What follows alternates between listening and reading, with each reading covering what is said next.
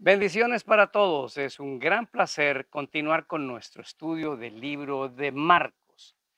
Gracias por acompañarnos. Hoy estoy desde una finca llamada La Canela de la familia Atencio Márquez. Este es un sitio entre dos municipios del departamento de Antioquia que se llama Necoclí y Arboletes. En mi querida Colombia hemos venido con Yoli a descansar unos días en este lugar. Nuestro estudio de esta semana se va a centrar en Marcos capítulo 1 del versículo 16 al 45. Si usted pudiera pausar este video y leer los versículos completos, haría muy bien para que el contexto esté completamente claro. Repito, Marcos 1, 16 al 45. Y nuestro título es Un día en el ministerio de Jesús. Lecciones de la Biblia. A continuación. Con el patrocinio de patreon.com/Daniel Herrera. Bienvenidos a Lecciones de la Biblia, un espacio para estudiar y entender la palabra de Dios. Texto, estamos en Marcos 1:17. Y les dijo, vengan en pos de mí y los haré pescadores de hombres. Bueno, todavía estamos a tiempo de conseguir nuestro libro guía. Consígalo con la persona que le envíe este video o en el lugar donde muchos conocen que se hace esta distribución. El tema va a girar en torno a un punto muy importante en la vida de Jesús y muy importante en nuestra vida, y es la planeación, es lo metódico que hacía Jesús. Por eso vamos a estar todo un día con Marcos recorriendo el ministerio de Cristo, qué hacía, a qué hora se levantaba, qué hacía después de levantarse, cuál era su rutina en el día, porque Marcos es un evangelio escrito para mentalidad gentil, pero con mucha acción en la vida de Cristo. Es bien importante ver cómo tenemos un Dios completamente planeado y estratégicamente diseñando sus cosas para hacerlo correctamente. Deberíamos tomar este ejemplo. A muchos no les gusta que hablemos de planeación estratégica, de indicadores, de tiempos, de lugar, de presupuestos, pero esto era lo que hacía Cristo. Hay un libro interesante en el Comentario Bíblico Adventista, el tomo 5. Si usted lo logra conseguir, mire los mapas del recorrido del ministerio completo de Cristo. Alguien se tomó el tiempo suficiente para colocarnos cada vez que decía, voy de este lugar, vamos a este lugar, vamos a este lugar. Usted podrá notar que es un movimiento muy envolvente el de Cristo en sus recorridos, porque no tenía todo el tiempo para hacerlo, 3 años y algo para su ministerio, un tiempo muy corto para realizar una tarea. No tenía los recursos económicos suficientes y había que aprovecharlo. Y también los desplazamientos eran a pie, así que había que calcularse muy bien porque recuerden que había 3 zonas. Miren este mapa. Aquí tenemos a la margen izquierda, está el mar. Es el mar que rodea a Jope, que Tiro y Sidón, que son ciudades costeras. Pero si usted ve, baja el río Jordán y nace desde lo que se llama el mar de Galilea. Le llaman mar porque es muy grande y es de agua dulce.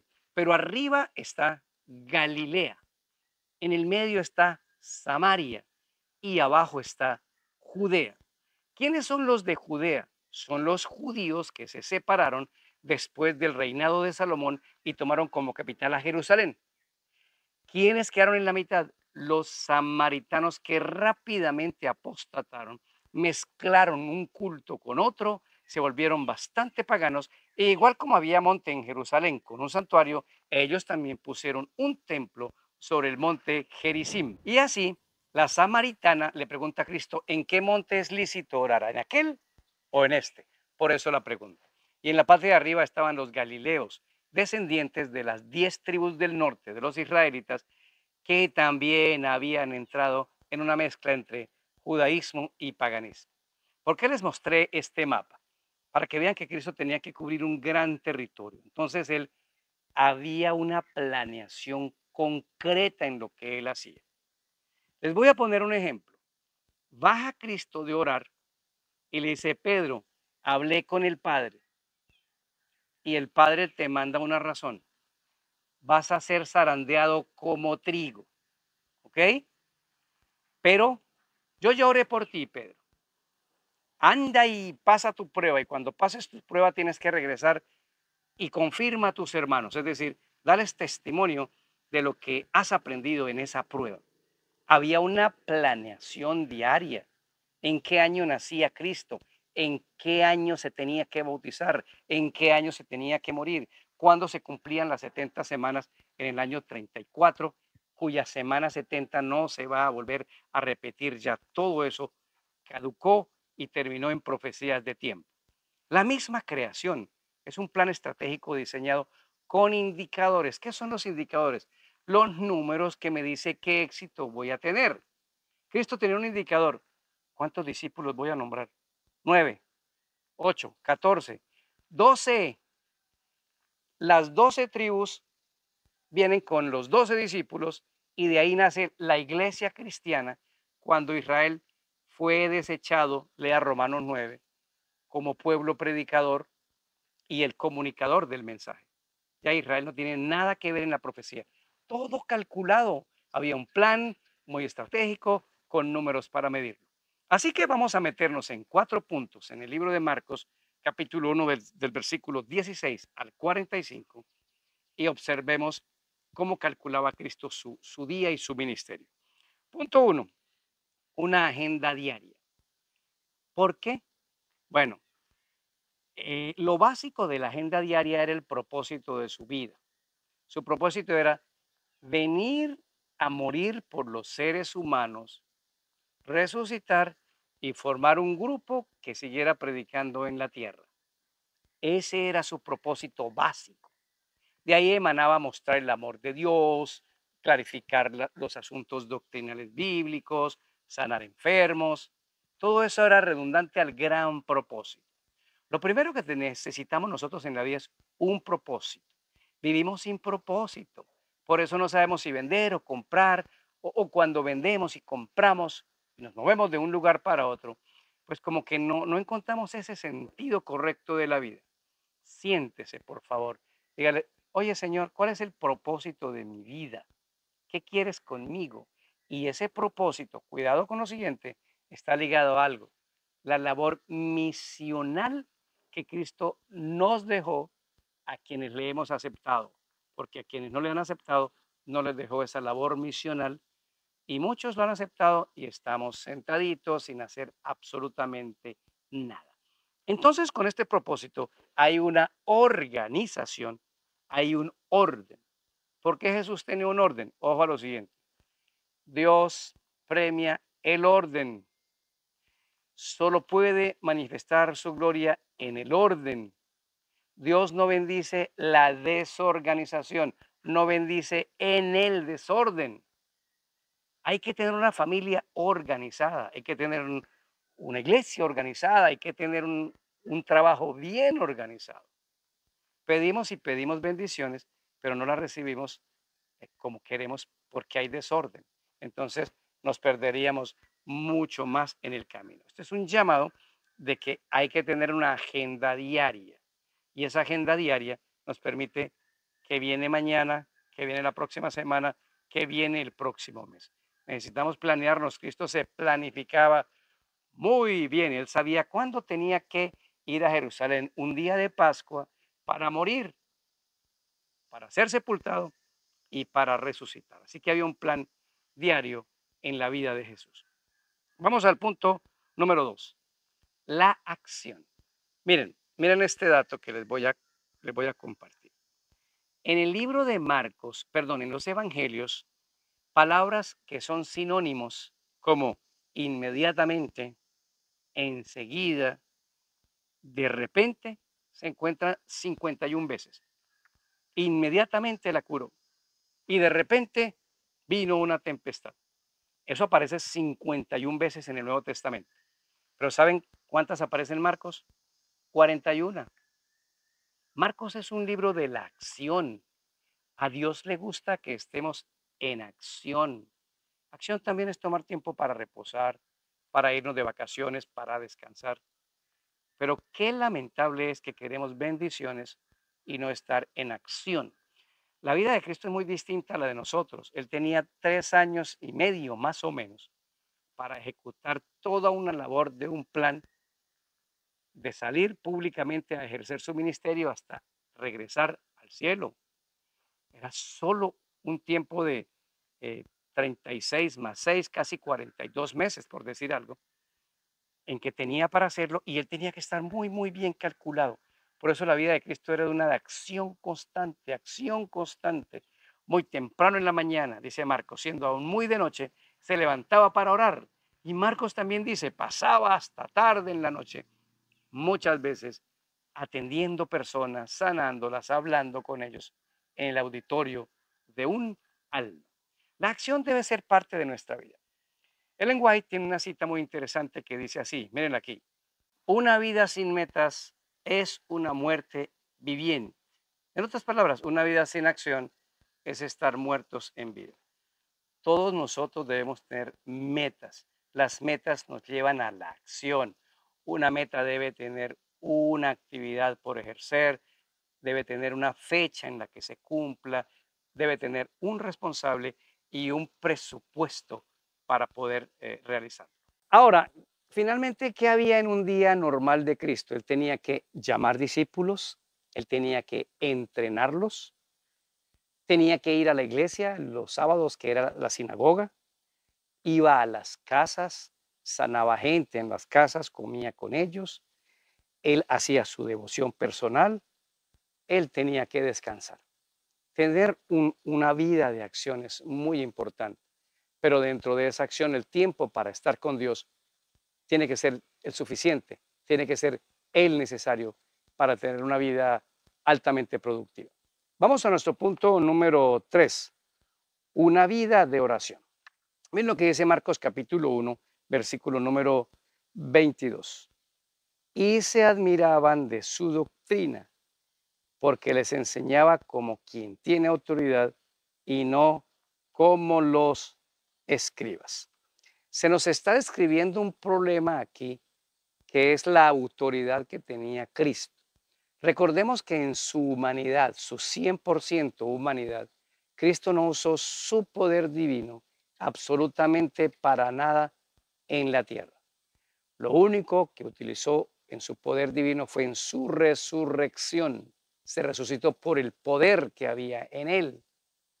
Pero en los asuntos diarios él dependía totalmente del Padre, del ministerio del Espíritu Santo, que es la tercera persona de la deidad, y del ministerio de los ángeles en él. ¿Cuál era la razón? Darnos a nosotros ejemplo de que necesitamos tener una vida de oración. Los fariseos eran secos, eran simples, eran acartonados con sus palabras rimbombantes. Lo que los fariseos querían en sus exposiciones era que los admiraran a ellos. ¿Cómo sabe este fariseo? ¿Cómo ha estudiado? Nunca buscaban mostrar a Dios el Padre, y presentaban a Dios el Padre dentro de un contexto sanguinario y terrible, y había una distorsión de la imagen de Dios. Por eso cuando la gente empieza a ver a Cristo y dice, qué diferente esta enseñanza, nos enseña con autoridad. ¿De dónde venía esa autoridad? Venía del poder de la oración. Orar es muy necesario en nuestra vida diaria. Cristo lo tenía como algo clave en su agenda diaria. Nunca, nunca comenzó Cristo su vida, ni un día de su vida, sin haber ido a orar y a hablar con el Padre. Lo veremos más adelante cuando se enfrente a las tentaciones.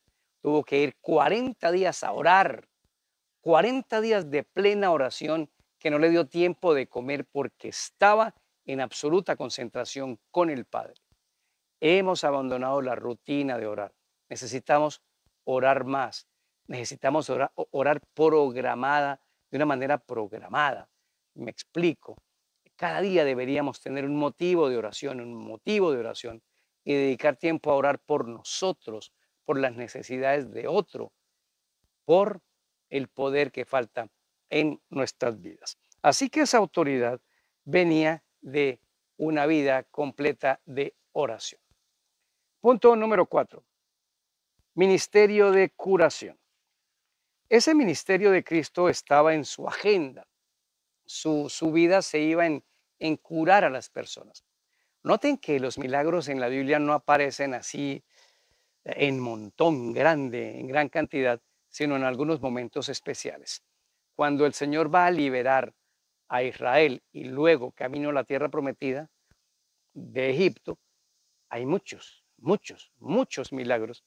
¿Por qué? Porque era necesario mostrarle a estas personas de 430 años de esclavitud el poder de Dios que los iba a llevar a la tierra prometida y brindarle confianza y también infundirle temor a los otros pueblos para que no lo atacaran.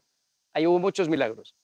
Y luego en el ministerio de Cristo y en el inicio del ministerio de los apóstoles hay muchos milagros, pero en la Biblia ocurren esporádicamente los milagros.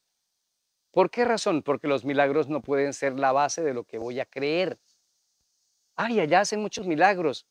Cuidado, el diablo también hace milagros y necesitamos combinar que el milagro tiene un propósito y el propósito es sanar personas para que le sirvan al Señor. Deberíamos tener muy en cuenta este elemento porque se enferma uno de mis hijos, ¿ok? Y mi hijo lo que tiene es una vida desordenada, pues yo tengo todo el derecho de pedirle al Señor que lo sane. Pero cómo me encantaría decirle, Señor, sánalo, sánalo para que Él te sirva. Y ir y hablar con mi hijo, ¿tú quieres que te sanen? Bueno, pues Dios te puede sanar para que tengas un propósito. ¿Cómo es posible que Dios te vaya a sanar, te vaya a levantar de esta camilla para que tú vayas a hacer fechorías y a dañar a otros? Afortunadamente eso queda de parte de la voluntad de Dios. No nosotros podemos juzgar cuando Dios debe o no debe sanar. Pero Cristo sanaba con propósitos y había que mostrar su poder. Quiero leerles una cita en un libro titulado la página 78 del libro del Camino a Cristo y dice así: la vida terrenal del Salvador no fue una vida de comodidad y devoción para sí, sino que Él trabajó con esfuerzo persistente, fervoroso e infatigable por la salvación de la humanidad perdida. Desde el pesebre hasta el Calvario siguió la senda de la abnegación y no procuró estar libre de tareas arduas y duros viajes, ni de trabajos y cuidados agotadores. Y luego le hace la aplicación a nosotros, porque la verdad hemos encontrado la vida de la comodidad. Yo quiero ir al servicio misionero, pero deme toda la comunidad. No puede ser que sufran otros y que yo ande en plena comodidad. No, aquí tiene que el ministerio de curar personas es completamente integral. Requiere la sanidad física, la sanidad mental y la sanidad espiritual para que la salvación sea completa. Noten que cuando Cristo sanó a la mujer con el flujo de sangre y a otros le dice, mujer, tu fe te ha salvado. No dice sanado, porque el Señor quiere hacer un ministerio de curación completo, darte tu sanidad completa. Pero para eso requiere de nosotros ir a hacer ese servicio con abnegación. Si nos tocó caminar unos kilómetros, si nos tocó ir bajo la lluvia. Ay, es que no puedo porque no tengo carro y me toca hoy pico y placa, que es un sistema que existe en nuestro país, en donde hay un día a la semana que yo no puedo mover el carro. Entonces no puedo ir a servirte porque hoy mi carro no puede salir. Por Dios, necesitamos un espíritu de abnegación, de servicio desinteresado.